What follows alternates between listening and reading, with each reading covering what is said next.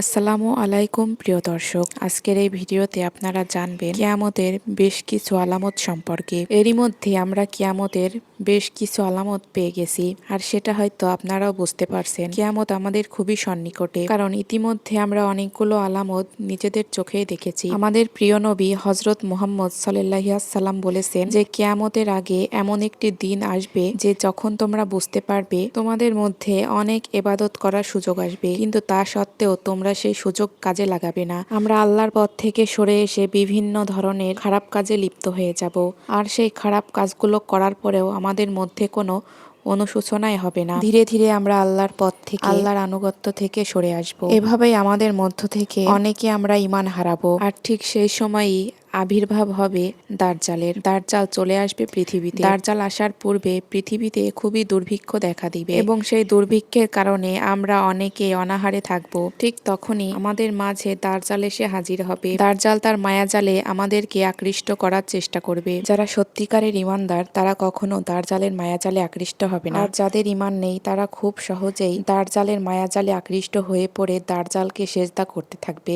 দাজ্জাল বলবে যে আমি তোমাদের খোদা, আমি তোমাদের রব, তোমরা কি চাও সেটা শুধু একবার বলো। তোমরা যা চাইবে আমি তোমাদের সামনে সেটাই নিয়ে হাজির হব, আর তোমাদেরকে আমি নিজের চোখে জান্নাত আর জাহান্নামও দেখাবো। এই বলে দাজ্জাল নিজের মায়াজালে জান্নাতকে জাহান্নাম রূপে সকল পাপিষ্ঠগণদের সামনে হাজির করবে, এবং জাহান্নামকে জান্নাতি রূপে সকলের সামনে হাজির করবে। সকলে তো সেটা দেখে সত্যি বিশ্বাস করতে শুরু করবে যে দাজ্জালের দেখানো জাহান্নামই জান্নাত। এটা বিশ্বাস করে তারা দাজ্জালকে বলবে যে আমরা আপনাকে খোদা বলে মেনে নিয়েছি। তখন দাজ্জাল বলবে যে আমি তোমাদের সামনে এক্ষুনি মৃত মানুষদেরকে আবারও পুনরায় জীবিত করছি। এরপরে দাজ্জাল একে একে সকল মৃত মানুষদেরকে আবারও পুনরায় জীবিত করবে। দাজ্জালের এই মিথ্যা ফিতনা থেকে বাঁচা খুবই ভয়ানক। দাজ্জাল আসার পূর্বে থেকেই যে দুর্ভিক্ষ দেখা দিয়েছিল, তা দাজ্জাল আসার পরে দাজ্জাল তার মায়াজালে সমস্ত দুর্ভিক্ষ ঠিক করে দেবে। এরপরে দাজ্জালকে যখন সকলে খোদা বলতে শুরু করবে, ঠিক তখনই পৃথিবীতে আগমন ঘটবে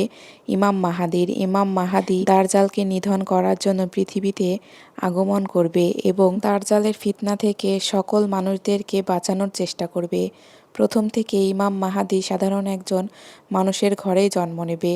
সে আসলে তার এই শক্তির কথা জানবেই না, কিন্তু হঠাৎ একদিন মহান রব্বুল আলামিন তাকে এই শক্তি দিয়ে দিবে, কারণ দাজ্জালের এই ফিতনা থেকে সকলকে রক্ষা করতে পারবে শুধু ইমাম মাহাদি। এজন্যই তো মহান রব্বুল আলামিন ইমাম মাহাদিকে পৃথিবীতে পাঠায়, এবং দাজ্জালের ফিতনা থেকে সকল বান্দাদেরকে রক্ষা করার জন্য আদেশ দেওয়া হয় ইমাম মাহাদিকে। এরপরে ইমাম মাহাদি সকলের মধ্যে ইসলাম প্রচার করতে থাকে। ইমাম মাহাদি সকলকে বিশ্বাস করাতে থাকে যে দাজ্জাল একটা শয়তান, দাজ্জাল আমাদের খোদা নয়, আমাদের খোদা তো একমাত্র রব্বুল আলামিন, যিনি আমাদেরকে এই দুনিয়ায় পাঠিয়েছেন। তিনি আমাদের রব, তিনি আমাদের খোদা। আমরা যদি তা ব্যতীত আর কোনো কাউকে খোদা কিংবা রব বলে মান্যতা করি, তাহলে তো সেটা আমাদের জন্য অনেক বড় পাপ কাজ করা হবে।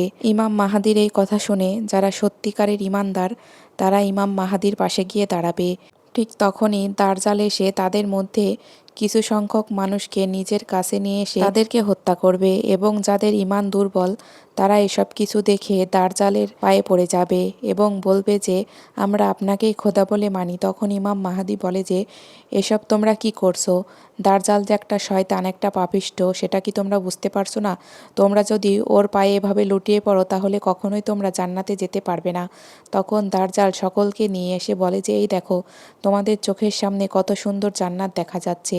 এই বলে দাজ্জাল জাহান্নামকে জান্নাত রূপে সকলের সামনে প্রবেশ করিয়ে সেটা দেখাতে থাকে, এবং সকলে তো সেটা বিশ্বাস করে নেয়। তখন ইমাম মাহাদি বলে যে না, তোমরা এটা বিশ্বাস করো না, এটা হলো ওই শয়তানের একটা ফিতনা।